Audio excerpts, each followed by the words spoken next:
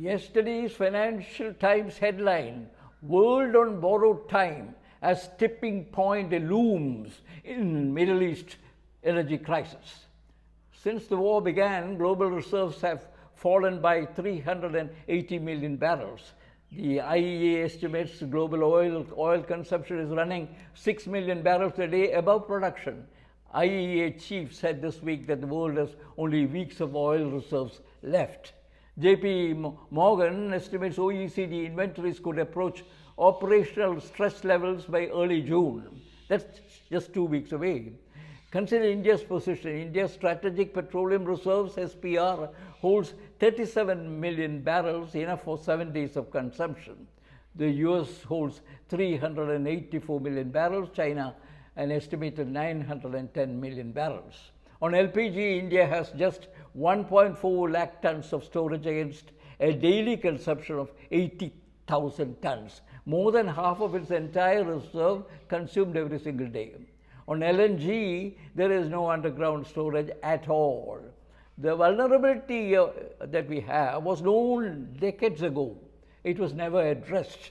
The crisis has exposed more than 2 decades of negligence. The scenarios being modeled globally are grim. Aberdeen is examining oil at $180 a barrel, causing surging inflation across Europe and Asia. Morgan Stanley warns of physical shortages, supply chain disruption, and recession. Nearly 80 countries have introduced emergency measures. Australia has pledged $10 billion to boost fuel and fertilizer stockpiles. A crunch point is approaching. Scarcities in poor countries and price jumps in rich ones loom within weeks.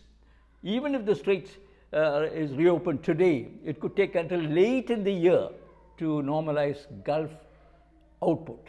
Developing countries will be worst affected.